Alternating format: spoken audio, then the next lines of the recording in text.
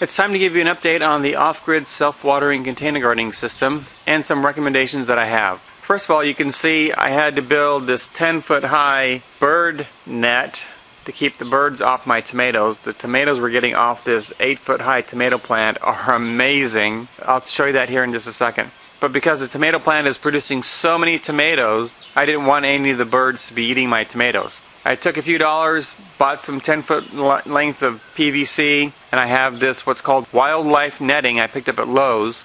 It's 100 feet long and it's 14 feet wide. I just made a net to go over everything so I don't have to worry about the birds eating my fruits and vegetables. But anyway, as you can see, the tomato plant is doing amazingly well. It was taller than this, but it fell over as we were transferring it to the preparedness fair, so it lost about a foot of height, and as you can see, it's growing back.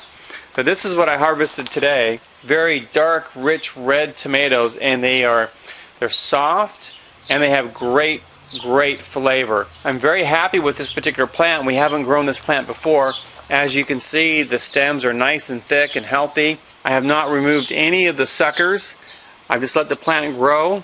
And what I eventually had to do is I took some bamboo shoots, zip tied them together, and I kind of made a maypole type of a situation to help hold up the branches. I imagine if I let this plant continue to grow, it would just keep growing, probably to an infinite amount of height. I will at some point have to top it in order to keep it inside the cage. But this plant, as you can see, we've been harvesting tomatoes for a month now, and it's still putting on brand new tomatoes, and we still have buds coming from it, so it's doing really well.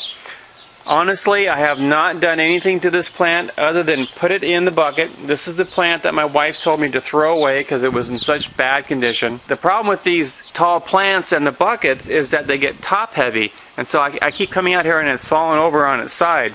So what I finally did, and one of the recommendations I have if you have great big huge healthy plants like this, is to get something to stake it down. I have some rebar here, hope you can see inside there, and I've just tied it onto the side of the cage, and that seems to hold up just fine. So that's one recommendation. If you have tall plants, tie them down so they don't fall over.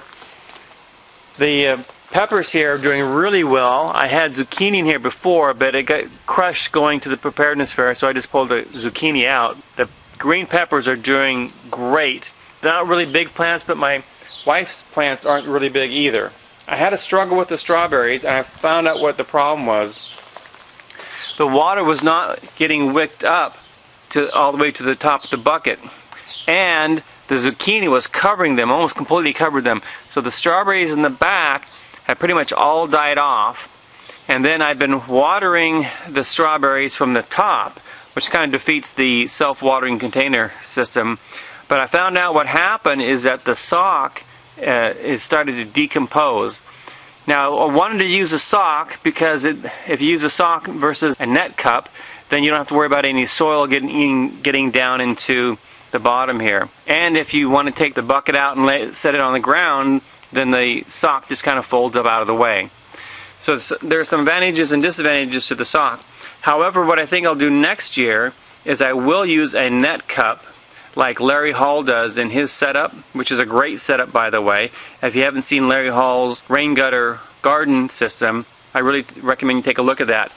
I'll have a link down below. This bucket here works very well. It's perfect for strawberries and herbs. You can just fill this whole bucket up with herbs. I would use a net cup and push the soil down, pack it down inside there, and get that down into the water base. And then I would also come out and rotate this occasionally so that all the plants all the way around it get sunshine sometime during the week. As you can see, I'm still pulling strawberries off. I take the little tiny strawberries off, and that helps the plant grow. Plants want to produce seeds and dies. If they lose their fruit, they'll continue to put out more fruit. And this is probably the third, what I would consider the third wave of the harvest. And as you can see, I still have blossoms coming here too. So all in all, this is working really well. If you do use a net cup in either the Ultimate bucket or one of these other regular buckets, and you want to take it out into the water container, just get another 5-gallon bucket and set that bucket inside of the 5-gallon bucket. and then you won't have to worry about the net pot getting pushed up inside. The potatoes I'm growing in here are doing fantastic. Look how tall those plants are. So I'm looking forward to harvesting those as soon as those plants die down, but they are very, very healthy. I've got a very good looking bush tomato plant back here. It's a Bush Champion tomato. And then I've got some other, these are called Tumbling Tom or patio tomatoes in the back that literally were all died off, and I asked my wife if I could put them in the bucket, and they were revived. Once again, they get into the proper nutrition in the soil and the water. So everything is doing really well. I couldn't be happier. Couple tweaks, tie down things if they get tall, and you can use a net cup, and you get those from hydroponic stores. And I would recommend the net cup versus something else because it has a nice lip on it and it will stay inside the bucket as you move it around. Unless you can find a party cup that has a nice lip that will stay in there, that has the right height, like the Global buckets have used. That's pretty much it for the update. If you haven't given this a try, I highly recommend you do that. We're getting great results, a lot of produce. It's really fun to watch. It's effortless to maintain. Literally, you plant it and you forget it and you pick it. Takes up very little resources, very little space.